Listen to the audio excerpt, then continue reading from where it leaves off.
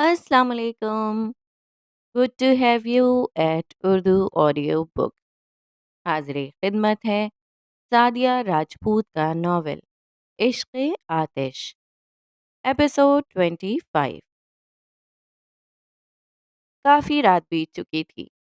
नूरुल हुदा अभी तक कमरे में नहीं आए थे। वो उनकी तलाश में पोर्शन की तरफ आ निकली।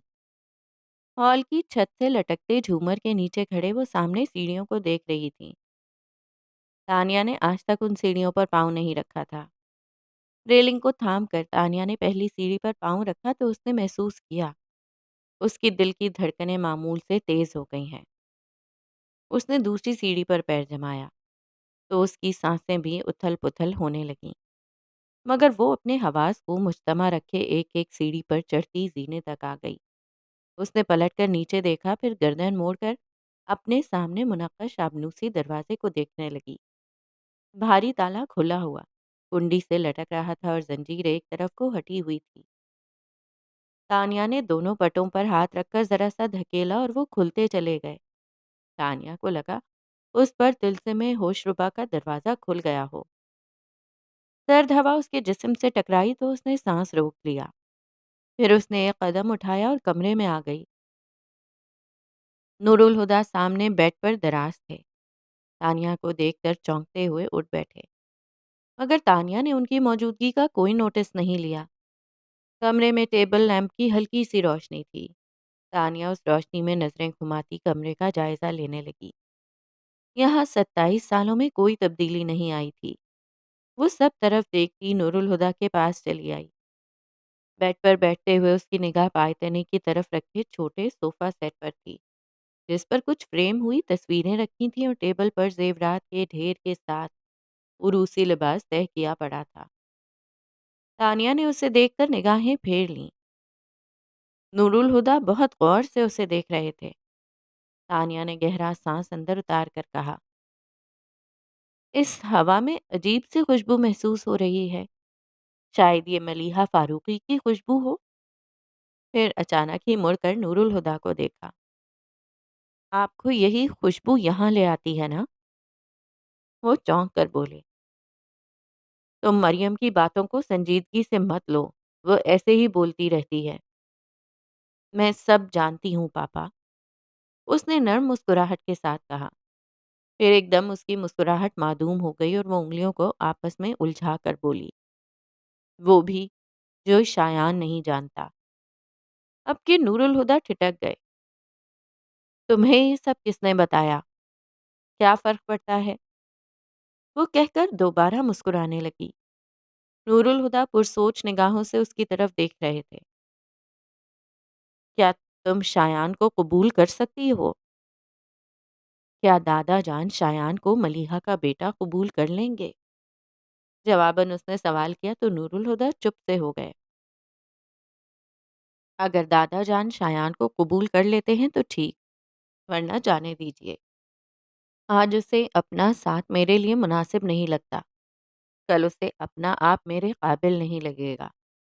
मैंने पहले भी उसे खोना था, बाद में भी खो दूंगी।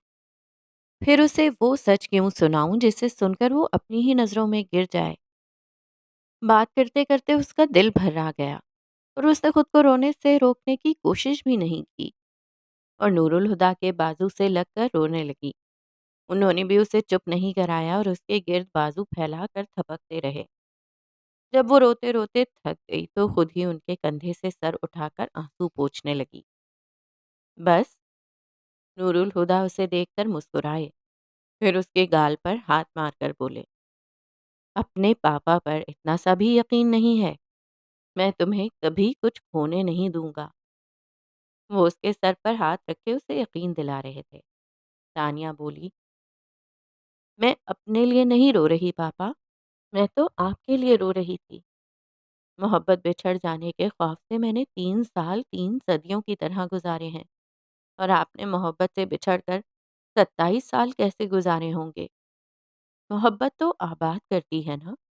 ये मोहब्बत का कौन सा चेहरा है कि आप, मलीहा आंटी, विजदान अंकल और दादा जान, चारों ने एक दूसरे से मोहब्बत की और चारों बर्बाद हो गए।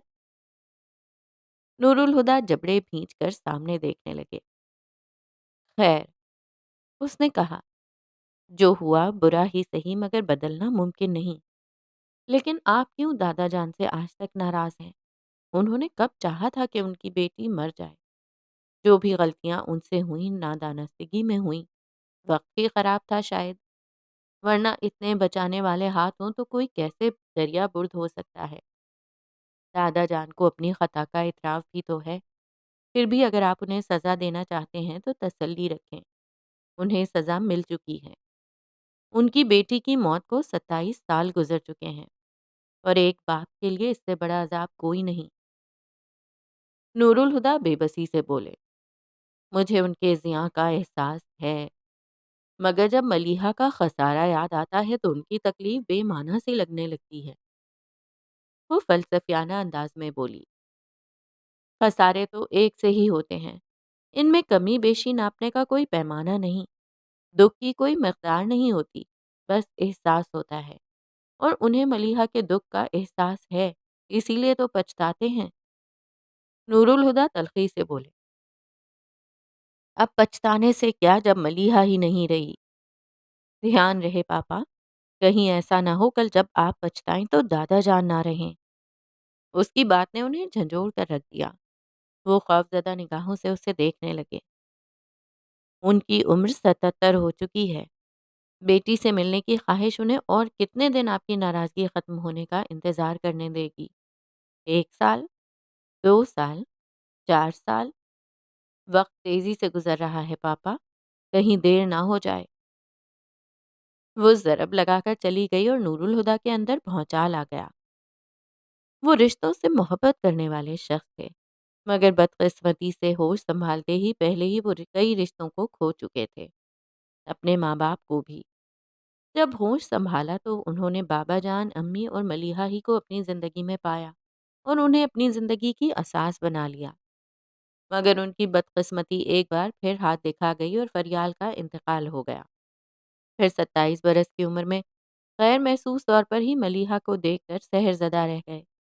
وہ عام تو پہلے بھی نہ تھی، اب اور بھی خاص ہو گئی، مگر یہ خوشی بھی عارضی ثابت ہوئی۔ اب صرف تایا جان بچے تھے۔ وہ نور الہدا کے لیے کیا تھے سمجھانا مشکل نہیں تھا، لیکن ملیحہ کی موت کبھی نہ بلایا جانے والا صدمہ تھی جس نے ان کے اندر اس انتہائی رد عمل کو تحریک دی کہ وہ بابا جان کو مورد الزام ٹھہرا کر ان سے ہمیشہ کے لیے ناراض ہو گئے، مگر ان سے محبت کرنا نہ چھوڑ سکے، اور وہ محبت ہمیشہ ان کے اندر سر اٹھاتی رہی، مگر ملیحہ کو کھو دینے کا دکھ اس پر حاوی ہو جاتا۔ آج اچانک ہی تانیہ نے اپنی باتوں سے ملیحہ کے دکھ کو پس منظر میں دھکیل دیا تھا۔ اب وہ صرف بابا جان کے بارے میں سوچ رہے تھے۔ جب انہوں نے باپ کی شفقت کو کھو دیا تھا تو بابا جان نے ان کی زندگی کی اس کمی کو آگے بڑھ کر پورا کر دیا، لیکن جب ان کی بیٹی چل بسی تو نور الہدا ان کی تکلیف سے نظر چرا کر لاتعلق ہو گئے۔ آج جو سوچا تو نور الہدا کو ندامت ہونے لگی۔ انسان کو بہت سی چیزوں کا احساس وقت گزرنے کے بعد ہوتا ہے، کیونکہ اسے ہمیشہ یہی لگتا ہے کہ ابھی بہت وقت باقی ہے۔ مگر کیا آپ نے ملیحہ کی موت سے سیکھا نہیں کہ وقت کی الٹی گنتی کبھی بھی شروع ہو سکتی ہے؟ جانے سے پہلے انہوں نے تانیہ کی کہی آخری بات کو یاد کیا، پھر اپنی ارقالود پیشانی کو مسلتے ایک فیصلہ کر کے اٹھ کھڑے ہوئے۔ آج وجدان سے مل کر کرنل اظہر فاروقی کا زخم ہرا ہو گیا تھا۔ وہ ملیحہ کی ڈائری کو مقدس صحیفے کی طرح سینے سے لگائے راکنگ چیئر پر نیم دراز ملیحہ کی تصویر کو نگاہوں میں قید کیے ہوئے تھے، اور ان کا دل ملیحہ سے ہم کلام تھا۔ بابا کی جان، تمہیں کیا ہو گیا ہے؟ میری ملیحہ ایسی تو نہ تھی کہ اس کے بابا جان اس سے معافی مانگتے اور وہ بے نیاز بنی رہتی۔ 27 سال ہو گئے ہیں بیٹا، معاف نہیں کرنا تو سزا ہی دے دو، مگر تم تو اپنے باپ کی طرف دیکھتی ہی نہیں۔ تم سے اچھا تو نور الہدا ہے، معاف وہ بھی نہیں کرتا، نہ سزا سناتا ہے، مگر اس نے بے رخی کا ہی سہی کوئی رشتہ تو رکھا ہے۔ اور بیٹا، اب تو دل پر بوجھ بہت بڑھ گیا ہے۔ آج وجدان آیا تھا، جاتے جاتے اس بوجھ کا وزن کئی من بڑھا گیا۔ کوئی ایسی سبیل ہو کہ یہ بوجھ میرے دل سے اتر جائے۔ انہوں نے یوں سانس بھرا جیسے واقعی سینے پر کوئی بوجھ دھرا ہو جسے اٹھانے کی اب طاقت نہیں رہی، کہ کوئی دستک دیے بغیر ہی اندر آیا تھا۔ آتش دان کی زرد روشنی میں انہیں نیم تاریخ کھیولا نظر آیا تھا، اور اس کھیولے میں نور الہدا کا سراپا دیکھ کر بابا جان کو اپنی آنکھوں پر یقین نہیں آیا۔ بھلا وہ ان کے کمرے میں کیوں آتے؟ وہ بھی اس وقت؟ سنہری فریم کی اینک اتار کر آنکھوں کی نمی صاف کرتے انہوں نے دوبارہ سر اٹھا کر دیکھا۔ وہ نور الہدا ہی تھے، جو نیم تاریکی سے نکل کر روشنی میں آ گئے تھے۔ پھر یوں ہی چلتے ہوئے وہ بابا جان کے سامنے دو زانو بیٹھے اور ان کے دونوں ہاتھوں پر اپنے ہاتھ رکھ دیے۔ مجھے معاف کر دیجئے بابا جان۔ وہ جھکے سر کے ساتھ ندامت سے چور لہجے میں بولے۔ بابا جان نے حیرت سے دیکھا۔ کس بات کی معافی؟ اس بات کی معافی کہ میں آپ کا بیٹا نہیں بن سکا۔ اس بات کی معافی کہ آپ اپنی ساری زندگی میرے سکھ کی خواہش کرتے رہے اور میں نے اپنی آدھی عمر آپ کو دکھ دینے میں گزار دی۔ اس بات کی معافی کہ یہ جانتے ہوئے کہ آپ کو قصوروار ٹھہرانے کا حق صرف ملیحہ اور وجدان کے پاس ہے، میں 27 سال تک آپ کو قصوروار ٹھہراتا رہا۔ رک رک کر بولتے ہوئے وہ بابا جان کو وہی پرانے نور الہدا لگ رہے تھے۔ انہوں نے آہستگی سے اپنے ہاتھ چھڑا لیے تو نور الہدا نے سر اٹھا کے انہیں سہمی ہوئی نظروں سے دیکھا۔ بابا جان کی آنکھوں سے آنسو جاری تھے۔ انہوں نے اسی آہستگی سے نور الہدا کا چہرہ ہاتھوں میں بھرا اور جھک کر ان کے ماتھے پر ہونٹ رکھ دیے۔ 27 سالوں کی دوری اور ناراضگی ایک پل میں ہی غائب ہو گئی تھی۔ بابا جان شفقت سے بھرپور آواز میں بولے، کون کہتا ہے تم میرے بیٹے نہیں بن سکے؟ تم میرے ہی بیٹے ہو، بس ذرا ناراض ہو۔ تو کیا بیٹا باپ سے ناراض ہو جائے تو بیٹا نہیں رہتا؟ اب وہ ان کے بال سلجھا رہے تھے۔ تم نے میرے ساتھ کوئی زیادتی نہیں کی۔ تمہارا غصہ، تمہاری ناراضگی جائز ہے۔ ہاں مگر دل دکھتا ہے تو کیا؟ میں نے بھی تو بہت بار ملیحہ کا دل دکھایا ہے، شاید اس طرح کفارہ ادا ہو جائے۔ نور الہدا بیتابی سے ان کے ہاتھ تھام کر بولے، کیوں اس کا دل دکھاتے تھے؟ جانتے تھے وہ کتنا اداس ہو جایا کرتی تھی۔ ایک بار مجھ سے بھی کہا تھا کہ آپ سے پوچھوں کیوں آپ اس کی پرواہ نہیں کرتے۔ آپ آج مجھے ملیحہ کے سوال کا جواب دیجیے۔ آج اچانک ہی انہیں ملیحہ کا سوال یاد آیا تو پوچھ بیٹھے۔ بابا جان نے جو سنا کہ یہ ملیحہ کا سوال تھا، انہیں دکھ نے آ گھیرا۔ سسکتے ہوئے کہنے لگے، میں ڈرا ہوا انسان ہوں نور الہدا۔ موت نے مجھ سے ہر اس رشتے کو چھین لیا جس سے میں نے محبت کی۔ انسان دنیا میں آنے کے بعد سب سے پہلے جس وجود سے محبت کرتا ہے وہ ماں ہے۔ میں 10 سال کا تھا جب اماں جی چل بسیں۔ آج 77 برس کی عمر میں بھی مجھے ان کی آغوش یاد آتی ہے۔ پھر ابا میاں بھی جلد ہی ساتھ چھوڑ کر چلے گئے، پر چلو ان کی عمر ہو چلی تھی، سمجھا لیا خود کو۔ مگر بھائی جی کی عمر تو مرنے کی نہیں تھی۔ وہ 28 سال کے تھے جب وہ ایکسیڈنٹ ہوا۔ ابھی تو بہت زندگی باقی تھی اور وہ اچانک ہی دنیا سے اٹھ گئے۔ تمہاری ہر خوشی مناتے ہوئے میرے دل میں ان کی موت کا غم تازہ ہو جاتا ہے۔ انہوں نے تمہارے حوالے سے کتنے خواب دیکھے تھے۔ ایک ایک کر کے وہ سارے خواب پورے تو ہو گئے، مگر ان کی آنکھیں نہ دیکھ سکیں۔ بہت بڑا جھٹکا تھا نور الہدا۔ فریال مجھے نہ سنبھالتی تو میں کبھی اس جھٹکے سے نہ سنبھل پاتا۔ فریال آئیڈیل بیوی تھی، سمجھنے والی، ساتھ دینے والی، محبت کرنے والی۔ میں اس کے ساتھ اپنی پوری زندگی گزارنا چاہتا تھا، مگر ملے صرف 18 سال۔ ایک عورت جس سے محبت بھی ہو، پھر وہ بیوی بھی ہو اور بچے کی ماں بھی، اگر موت اسے الگ کر دے تو کیسا لگتا ہے جانتے ہو؟ وہ ہانپتے ہوئے پوچھ رہے تھے۔ نور الہدا نے کچھ بولے بغیر نظر جھکا لی اور بابا جان سر پیچھے ٹکا کر ملیحہ کی تصویر کو دیکھنے لگے۔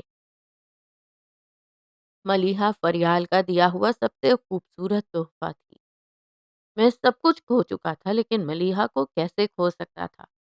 اس میں تو میری جان تھی۔ تم خود بھی باپ ہو نور الہدا، اولاد کیا ہوتی ہے جانتے ہو؟ اولاد سے ایک پل کی جدائی برداشت نہیں ہوتی، دائمی جدائی کا تو تصور کون کرے گا؟ مگر یہ خوف میرے ذہن میں بیٹھ گیا تھا۔ میں نے جس سے بھی محبت کی وہ جدا ہو گیا، مگر مجھ میں ملیحہ کی جدائی سہنے کی طاقت نہیں تھی۔ میں نے سوچ لیا میں اس سے محبت نہیں کروں گا، مگر دل بھاگ بھاگ کر اس کی طرف جاتا، لیکن میں اس کے چہرے پر نظر ڈالنے سے ڈرتا کہ کہیں اسے میری نظر نہ لگ جائے۔ مگر وہ خود ہی میرے پاس آ جاتی، میرے قدموں میں بیٹھ جاتی، پھر میرے گھٹنے پر ہاتھ رکھ کے مجھے بابا جان کہہ کر پکارتی تو میرے اندر زندگی کی لہر دوڑ جاتی۔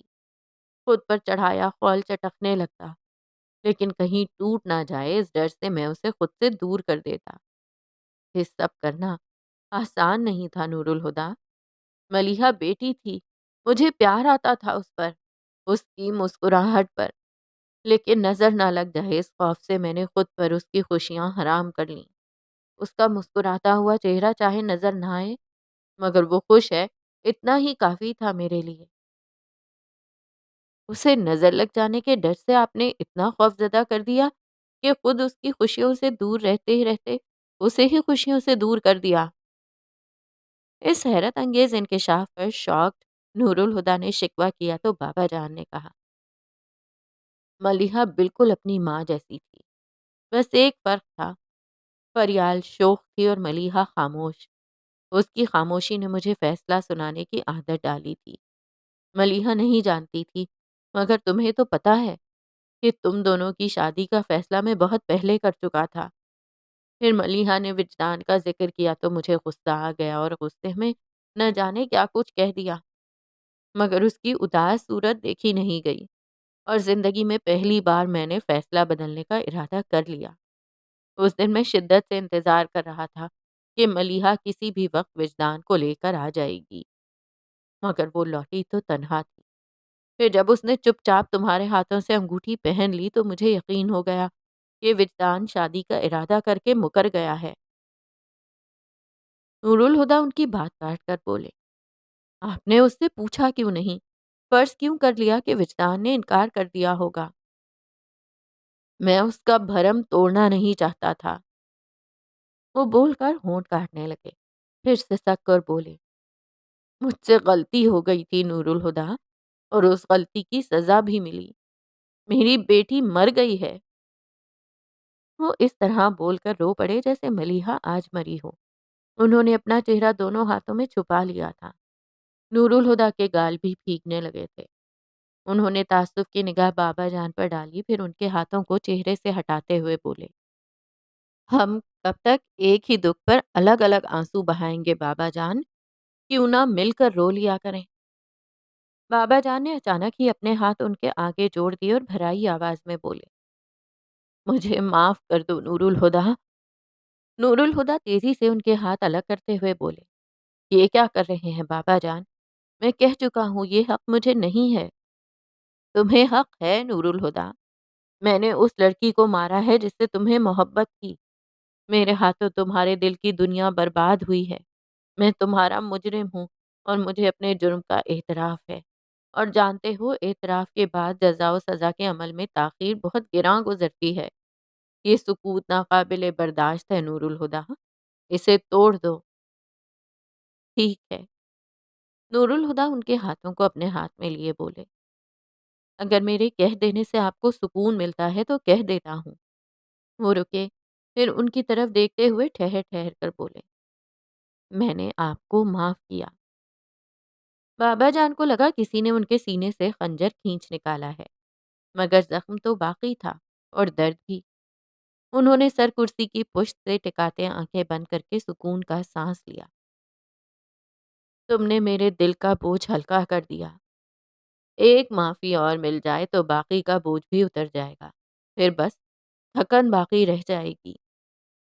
پھر وہ آنکھیں کھول کر چھت کو دیکھتے ہوئے بولے، کاش وقت لوٹ آئے اور تمہاری جگہ ملیحہ میرے سامنے بیٹھی مجھ سے وجدان کا ساتھ مانگ رہی ہو۔ اس بار میں انکار نہیں کروں گا۔ ان کی آواز میں حسرت گھلی ہوئی تھی۔ نور الہدیٰ نیچی آواز میں بولے، وقت لوٹ آیا ہے بابا جان، لیکن ملیحہ کی جگہ تانیہ نے لے لی ہے اور فیصلہ آج بھی آپ کے ہاتھ میں ہے۔ اس بار انکار مت کیجیے گا۔ نور الہدیٰ کی آواز رند گئی تھی۔ بابا جان مضطرب ہو گئے۔ اقرار بہت مشکل ہے، پلیز بابا جان، تاریخ خود کو دہرا رہی ہے، جو ہو چکا ہے اسے دوبارہ مت ہونے دیں، میری بیٹی کو کچھ نہ ہونے دیں۔ 27 سال پہلے ایک گھاؤ دل پر لگا تھا جو آج بھی رس رہا ہے، میرے دل پر دوسرا زخم نہ لگائیں۔ میری تانیہ خوش نہ رہی تو میں بھی خوش نہیں رہ پاؤں گا، پلیز بابا جان، تانیہ کی خاطر شایان کو قبول کر لیں۔ آپ کا سچ میری بیٹی کو مار دے گا، میری بیٹی کو اس کی زندگی بخش دیں۔ وہ عاجزی سے نم آواز میں منتیں کر رہے تھے اور بابا جان کے ماتھے پر سلوٹیں بڑھتی جا رہی تھیں۔ تانیہ گہری نیند میں تھی کہ اچانک اس کے بھائیوں نے اس کے کمرے میں دھاوا بول دیا۔ آپ ہی اٹھیں، جلدی سے اٹھیں نا۔ وہ اس پر سے کمبل کھینچ کر اسے جھنجھوڑ رہے تھے۔ وہ بیچاری حواس باختہ سی کیا ہوا کیا ہوا کرتی جلدی سے اٹھ بیٹھی۔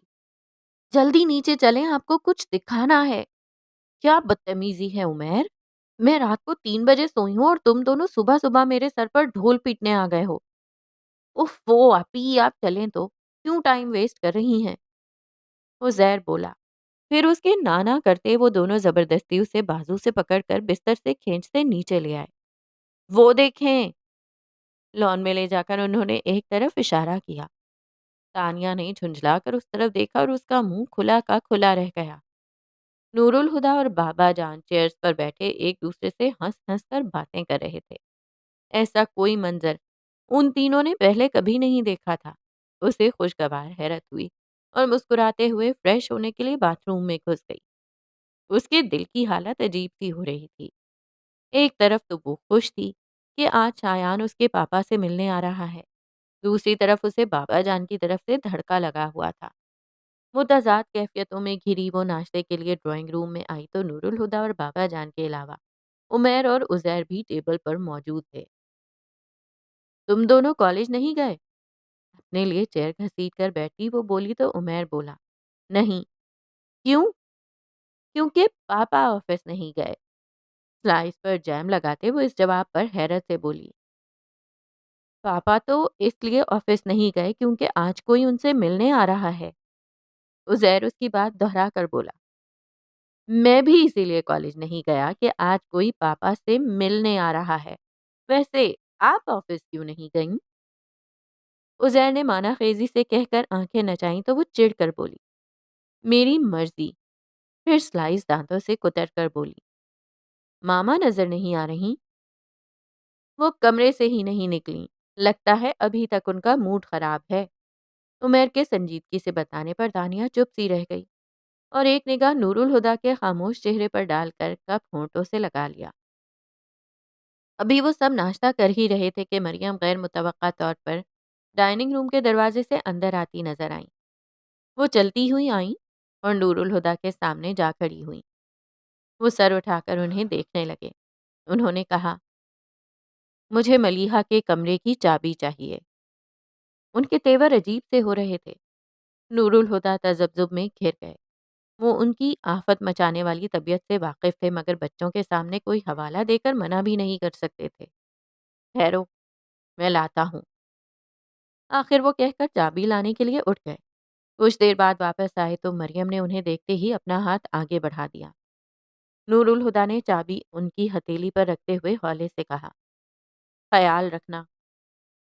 مریم مٹھی بند کر کے عجیب سے انداز میں مسکرائیں۔ نور الہدیٰ ان کی مسکراہٹ کا مطلب اخذ نہ کر سکے اور وہ جھٹکے سے ہال کی طرف جانے والے دروازے کی طرف بڑھ گئی۔ سب ناشتے سے ہاتھ روک کر بیٹھے تھے۔ عمیر اور عزیر تو ٹھیک سے صورتحال کو سمجھے ہی نہیں تھے مگر بابا جان کے چہرے پر تشویش تھی۔ نور الہدیٰ اپنی جگہ پر خاموش کھڑے تھے اور تانیہ بھی ان کی طرح چپ چاپ بیٹھی اٹھا پٹا کی آوازوں کا شعوری طور پر انتظار کر رہی تھی مگر کوئی آواز نہیں آئی۔ نور الہدیٰ اپنے اندر کے اضطراب کو دبا نہ پائے اور لمبے لمبے قدم اٹھاتے دروازے تک آئے تو ہال سے اندر آتی مریم سامنے آ گئیں۔ دونوں ایک دوسرے کو دیکھ کر رک گئے تھے۔ مریم ہاتھوں میں کچھ فوٹو فریم اٹھائے ہوئے تھیں۔ انہیں ایک ہاتھ سے سنبھالتے ہوئے انہوں نے دوسرے ہاتھ میں پکڑی چابی نور الہدیٰ کی طرف بڑھائی۔ تمہاری امانت۔ نور الہدا نے کچھ کہے بغیر چابی ان کے ہاتھ سے لی تو بولی، جا کر تسلی کر لو۔ پھر بہادر کو آواز دے کر اپنے ساتھ آنے کا کہتی لاؤنج کی طرف بڑھ گئی۔ نور الہدا کچھ دیر اپنی جگہ ساکت کھڑے رہے، پھر چابی پاکٹ میں ڈال کر لاؤنج میں چلے آئے۔ بہادر ان کی ہدایت پر دیوار پر سے کئی فریم اتار چکا تھا۔ پھر مریم نے ملیحہ کی تصویروں والے فریم ان کی جگہ لگوا دیے۔ ان تصویروں کو کہاں لگانا ہے بیگم صاحب؟ بہادر تصویریں لگا چکا تو اسٹول سے اتر کر صوفے پر پڑی تصویروں کی طرف اشارہ کر کے بولا، ابھی تو انہیں رکھ دو، تھوڑی دیر میں ملیحہ کا شوہر اور بیٹا آنے والے ہیں، ان کے جانے کے بعد بتاؤں گی کہ ان تصویروں کو کہاں لگانا ہے۔ جی بیگم صاحب۔ وہ نور الہدا کو کنکھیوں سے دیکھتا ہوا بولا اور فوراً رفو چکر ہو گیا۔ نور الہدا چلتے ہوئے مریم کے پاس آ گئے۔ اپنی پشت پر ان کا رکنا محسوس کر کے وہ پلٹیں۔ نور الہدا سامنے لگی تصویروں کو دیکھ رہے تھے۔ بولے، یہ سب کیا ہے؟ مریم ان کی بات سن کر اداسی سے بولی، جب میں ملیحہ کی تصویر تمہارے دل سے ہی اتار نہ پائی تو دیوار سے اتارنے کا کیا فائدہ؟ نور الہدا نے انہیں دیکھا، پھر ان کے کندھے پر ہاتھ رکھ کر نرمی سے پکارا، مریم۔ وہ ایک دم سے ہاتھ اٹھا کر بولی، بس نور الہدا، کچھ نہ کہنا، میری عمر بھر کی ریاضت بیکار گئی ہے۔ نور الہدا ان کے چہرے پر دکھ کے سائے لرزتے دیکھتے رہے، پھر ان کے گرد بازو پھیلا کر انہیں خود سے قریب کر لیا۔ میں تم سے بہت محبت کرتا ہوں مریم، میرا اعتبار کرو، وہ ان کے کان میں کہہ رہے تھے۔ مریم نے بے بسی سے آنکھیں بند کرتے ہوئے ان کے سینے پر سر رکھ دیا۔ صاحب، بہادر بوتل کے جن کی طرح حاضر ہو کر اچانک سے بولا تو نور الہدا نے مریم کے شانے سے بازو ہٹاتے ہوئے کہا، ہاں بولو۔ وجدان صاحب آ گئے ہیں۔ ٹھیک ہے، تم بابا جان کو اطلاع کرو۔ وہ جلدی سے اسے کہہ کر وجدان کے استقبال کے لیے باہر جانے لگے۔ 2-3 قدم آگے جا کر انہیں احساس ہوا مریم ان کے ساتھ نہیں ہے۔ وہ رک کر پلٹے اور انہیں دیکھ کر بولے، آج چاہے ملیحہ کے بیٹے کی شکل نہ دیکھو، پر کیا کل تانیہ کے شوہر کی صورت دیکھنے سے بھی انکار کرو گی؟ اور یاد رکھنا، یہ فیصلہ میرا نہیں، ہماری بیٹی کا ہے۔ انہوں نے ایک پل کو سوچا، پھر چھوٹے چھوٹے قدم اٹھاتی ان کے پاس آ کر بولیں، چلو۔ نور الہدا کے چہرے پر بڑی جاندار مسکراہٹ پھیل گئی۔ تھینکس۔ مریم ان کی مسکراہٹ کا برا مان کر بولی، میں یہ سب اپنی بیٹی کے لیے کر رہی ہوں، تمہارے لیے نہیں۔ میں بھی یہ سب اپنی بیٹی کے لیے کر رہا ہوں، انہوں نے سنجیدگی سے کہا اور فوراً پلٹ کر چلنے لگے۔ گاڑی پورچ میں رک چکی تھی۔ کار کا دروازہ کھول کر اترتے وجدان کو دیکھ کر نور الہدا ان کی طرف چلے آئے۔ السلام علیکم ہادی بھائی۔ وجدان نے ان کی طرف مسافے کے لیے ہاتھ بڑھاتے ہوئے کہا۔ نور الہدا ان کا ہاتھ تھام کر وعلیکم السلام کہتے ان سے بغل گیر ہو گئے۔ کیسے ہو؟ اللہ کا کرم ہے، آپ سنائیں؟ وہ ان سے الگ ہوتے ہوئے بولے، پھر شایان کو دیکھنے لگے جو گاڑی لاک کر کے انہی کی طرف آ رہا تھا۔ ورزشی جسم پر بلیک ڈریس پینٹ کے ساتھ مرون کلر کی شرٹ پہنے، لمبے چوڑے سراپے والا شایان نور الہدا کو پہلی نظر میں اچھا لگا تھا۔ السلام علیکم ہادی انکل کہہ کر وہ ان کے گلے لگ گیا۔ ان سے گلے ملتے ہوئے اس کی نظر باہر آتی تانیہ پر پڑی تھی۔ تانیہ نے بھی اسے دیکھ لیا تھا۔ دونوں کی ہی آنکھوں میں چمک لہرائی تھی پر لب مسکرا نہ سکے۔ شایان اس کے چہرے سے نظر ہٹاتا نور الہدا سے الگ ہو گیا۔ وعلیکم السلام بیٹا۔ نور الہدا اسے توصیفی نظروں سے دیکھ رہے تھے، پھر مریم کی طرف اشارہ کرتے ہوئے وجدان سے بولے، ان سے ملو وجدان، یہ مریم ہے، میری بیوی۔ کیسی ہیں بھابھی؟ وجدان خوش اخلاقی سے مسکراتے ہوئے بولے، ٹھیک ہوں، آپ اندر آئیے اور شایان بیٹا تم بھی آؤ نا۔ وہ اندر جانے لگے تو تانیہ نے جھٹ سے آگے ہو کر وجدان کو سلام کیا۔ پل بھر کو اس کا سر اپنے کندھے سے لگا کر سلام کا جواب دیتے وہ نور الہدا کی ہمراہی میں اندر آ گئے۔ نور الہدا انہیں ڈرائنگ روم میں لے جانے کے بجائے سیدھے لاؤنج میں لے آئے۔ بابا جان کہاں ہیں؟ وہ زیر نے عمیر کے چپ رہنے کے اشارے کو نظر انداز کرتے ہوئے کہا۔ وہ تو وجدان انکل کا سن کر اپنے کمرے میں چلے گئے ہیں۔ ایک پل کے لیے ہر کوئی چپ سا رہ گیا۔ پھر نور الہدیٰ وجدان سے بولے، تم بیٹھو، میں بابا جان کو لے کر آتا ہوں۔ اور جانے لگے تو وجدان نے ان کا بازو پکڑ کر روکتے ہوئے کہا، آپ اجازت دیں تو میں انہیں لے آؤں؟ نور الہدیٰ نے ذرا سا مسکرا کر سر ہلاتے ہوئے اجازت دے دی۔ پھر انہیں لیے بابا جان کے کمرے تک آئے اور ہاتھ کے اشارے سے اندر جانے کا کہتے ہوئے پلٹ گئے۔ وجدان نے دروازہ کھولتے ہوئے اندر قدم رکھا اور ان کی نگاہیں سیدھی ملیحہ کی تصویر سے جا ٹکرائیں۔ ایک پل کے لیے وجدان کی آنکھیں وجدان کا دل بن گئی تھیں، مگر انہوں نے فوراً ہی خود کو سنبھال لیا اور راکنگ چیئر پر بیٹھے بابا جان کو دیکھنے لگے، جو ان کی طرف گہری نظروں سے دیکھ رہے تھے۔ وہ چلتے ہوئے ان کے سامنے جا کھڑے ہوئے۔ کیوں آئے ہو تم یہاں؟ بابا جان چٹک کر بولے، میرے پچھتاوے کو بڑھانے کے لیے کہ 27 سال پہلے جب ملیحہ میری منتیں کر رہی تھی کہ ایک بار تم سے مل لوں تو تم سے کیوں نہیں ملا؟ جاؤ وجدان، چلے جاؤ، میں آج بھی تم سے ملنا نہیں چاہتا۔ تمہاری صورت میری تکلیف کو بڑھا رہی ہے۔ انہوں نے منہ پھیر لیا تو وجدان دکھ سے بولے، لیکن میری تکلیف کا کیا ہوگا بابا جان؟ آپ نے 27 سال پہلے بھی مجھے قبول کرنے سے انکار کر دیا تھا۔ اب 27 سال بعد بھی مجھے قبول کرنے سے انکار کر رہے ہیں۔ آپ جانتے ہیں ملیحہ کی آخری خواہش کیا تھی؟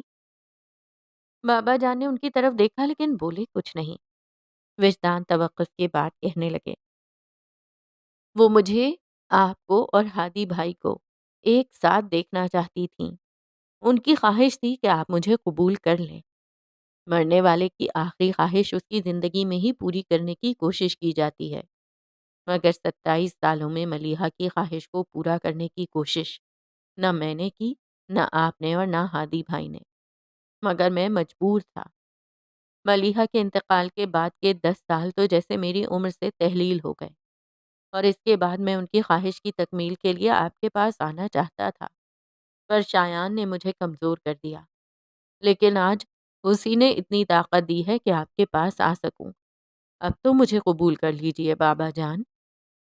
انہوں نے عاجزی سے کہا تو بابا جان حسرت بھرے لہجے میں بولے، کاش تم اس کی زندگی میں مجھ سے ملنے آ جاتے تو میں تمہیں قبول کر لیتا، پھر شاید ملیحہ بھی نہ مرتی، مگر اب کیا فائدہ، میری بیٹی تو مر چکی۔ ان کی آواز بھیگ گئی تھی۔ جانتے ہو اولاد کو قبر میں اترتے دیکھنا کیسا لگتا ہے؟ پھر مجھے تو اللہ نے اولاد کے لیے ترسایا بھی بہت تھا۔ ملیحہ میری شادی کے 7 سال بعد پیدا ہوئی تھی، اور آج مجھے اس کی موت کا سوگ مناتے ہوئے 27 سال ہو گئے ہیں۔ ان کا گلا رند گیا تھا۔ میری بیٹی صرف 20 سال زندہ رہی۔ کیا اس سے بہتر نہیں تھا کہ اللہ مجھے بے اولاد ہی رکھتا؟ انہیں سسکتا ہوا دیکھ کر وجدان ان کے پاس آ کر بیٹھ گئے اور ان کے ہاتھ پر اپنا ہاتھ رکھ کر بولے، اللہ کے کام مصلحت سے خالی نہیں ہوتے بابا جان۔ یقیناً آپ کو اولاد دیکھ کر لینے میں اس کی کوئی مصلحت ہوگی، اور اللہ کی مصلحتیں سمجھ آ جائیں تو صحیح، نہ سمجھ آئیں تو ضد نہیں کرتے، قبول کر لیتے ہیں۔ میں مانتا ہوں آپ کا دکھ بڑا ہے، مگر وقت تو بہت گزر چکا ہے۔ وقت ہر درد کی دوا ہے۔ آپ اگر صبر کرنے کی کوشش کرتے تو آپ کا درد کم ہو ہی جاتا۔ تم تو صبر کرنے کی کوشش کرتے رہے ہو، کیا تمہارا درد کم ہوا؟ وہ ان کی طرف غور سے دیکھتے ہوئے پوچھ رہے تھے۔ وجدان نظر چرا گئے۔ برداشت درد سے بڑھ گئی ہے۔ پھر کچھ دیر پہلے بابا جان کی کہی بات کو یاد کر کے بولے، میں آپ کی تکلیف کو بڑھانے نہیں آیا، بلکہ اس تکلیف کو فتح کرنے آیا تھا جو کل آپ کو مجھ سے پہنچی ہے۔ میں اپنے ساتھ شایان کو بھی لایا ہوں، وہ باہر بیٹھا ہے۔ آپ میرا ایک کام کریں گے بابا جان؟ مجھ میں شایان کو سچ بتانے کی طاقت نہیں۔ آپ جائیں اور جا کر اس سے کہہ دیں کہ اس کا ملیحہ سے کوئی رشتہ نہیں، بلکہ یہ بھی کہہ دیں کہ اس کا مجھ سے بھی کوئی رشتہ نہیں۔ وہ ان لوگوں کی اولاد ہے جو رات کے اندھیرے میں اپنے بچوں کو پھینک آتے ہیں، مگر دن کے اجالے میں کسی سے نہیں کہتے کہ کچرے کے ڈھیر پر پڑی مسخ شدہ لاش ان کے بچے کی ہے، مگر پہلے وعدہ کریں کہ اس کے بعد آپ اسے دھتکاریں گے نہیں اور تانیہ کا ہاتھ اس کے ہاتھ میں دے دیں گے۔ اس کے بعد شایان کا کیا رد عمل ہوگا؟ پتہ نہیں کیوں وہ یہ سوال کر رہے تھے۔ وجدان نے سوچا اور کہا، ظاہر ہے ناراض ہوگا، پوچھے گا کہ کیوں میں نے اسے دھوکے میں رکھا، لڑے گا بھی بہت، مگر مجھ سے بہت محبت کرتا ہے اس لیے مان بھی جائے گا۔ ان کی بات سن کر بابا جان بولے، نور الہدیٰ بھی مجھ سے محبت کرتا ہے، مگر اس نے ایک عمر مجھ سے ناراض رہنے میں گزار دی۔ اگر شایان بھی نہ مانا تو کیا ہوگا؟ پتہ نہیں کیوں وہ ہنس پڑے۔ اللہ کو میرے ایمان پر بڑا شک ہے، بار بار آزما کر بھی اسے یقین نہیں آتا اور مجھے ایک کے بعد دوسری آزمائش میں ڈالتا رہتا ہے۔ جہاں اتنی آزمائشیں بھگت لیں وہاں ایک اور کے آ جانے سے کیا ہوگا، بلکہ اچھا ہوگا جو ایسا ہو جائے۔ مولوی صاحب مرحوم کہا کرتے تھے، شایان کا نصیب میرے نصیب سے جڑا ہے، اچھا ہوگا اگر اس کا نصیب میرے نصیب سے الگ ہو جائے۔ میرے نصیب کی سختیاں اب اس کے نصیب پر سایہ ڈالنے لگی ہیں۔ کل وہ بار بار شایان کو اپنی برباد عمر کا حاصل کہہ رہے تھے اور آج اسے خود سے الگ کرنے کی بات کر رہے تھے۔ بابا جان حسرت سے اپنے سامنے بیٹھے اس شخص کو دیکھ رہے تھے جو کسی اور کے فائدے کے لالچ میں اپنی زندگی بھر کی جمع پونجی لٹانے کو کمر بستہ تھا۔ انہیں یاد آیا کہ ملیحہ کی ڈائری میں انہوں نے پڑھا تھا کہ ایک بار ملیحہ کی کسی بات پر وجدان نے مذاقاً اقرار کیا تھا، میں پاگل بھی ہوں اور دیوانہ بھی، اور بابا جان ایمان لے آئے، وہ واقعی پاگل اور دیوانہ تھا۔ ٹھیک ہے، آج کوئی اسے پتھر نہیں مارتا اور اس کے پاس مینٹل نارمیلٹی کا سرٹیفکیٹ بھی ہے، مگر دیوانہ پھر بھی دیوانہ تھا، اور بابا جان کو یقین ہونے لگا تھا کہ دنیا بھر کے سائیکیٹرسٹ مل کر بھی علاج کر لیں تو بھی اس کی دیوانگی نہ جائے گی۔ وجدان بابا جان کو ساتھ لیے لاؤنج میں آئے تو وہاں بیٹھے ہر شخص کی نظریں ان دونوں پر ٹھہر گئیں۔ شایان تو ان دونوں کو دیکھ کر اضطراب میں اپنی جگہ سے اٹھ کھڑا ہوا، اس کے اندر ہی جان برپا تھا، مگر وہ افراتفری کا مظاہرہ کیے بغیر بڑے بڑے قدم اٹھاتا ان کے سامنے جا رکا تو بابا جان بھی رک گئے اور اسے دیکھنے لگے۔ بابا جان کے نقوش میں ملیحہ کی جھلک صاف نظر آ رہی تھی، جسے محسوس کر کے شایان گویا ہوا، سر، میری ماں نہیں ہے، مگر دل تو ہے جو چاہتا ہے کہ میری ماں زندہ ہوتی، جو مجھے انگلی پکڑ کر چلنا سکھاتی، مجھے اپنے ہاتھوں سے کھلاتی پلاتی، اور پھر جب میں تھک جاتا تو مجھے گود میں لے کر لوری سناتی، جسے سنتے سنتے میں ان کی گود میں سو جاتا، مگر میں ایک پل کے لیے بھی اپنی ماں کی آغوش کو محسوس نہیں کر سکا، اور شاید انہیں خود سے قریب محسوس کرنے کے لیے ہی مجھے ہر اس شے سے محبت ہو جاتی ہے جس سے امی کو محبت تھی۔ ابو بتاتے ہیں امی کو آپ سے بہت محبت تھی، مجھے بھی آپ سے بہت محبت ہے۔ وہ رکا پھر کہنے لگا، مگر میں جانتا ہوں سر، آپ کو مجھ سے پیار نہیں ہے، لیکن میری ماں آپ کی بیٹی تھیں، ان کی خاطر مجھے اتنی اجازت دے دیجیے کہ کبھی کبھی آپ سے ملنے آ جاؤں۔ وہ جب تک بولتا رہا بابا جان چپ رہے، جب وہ چپ ہوا تو بولے،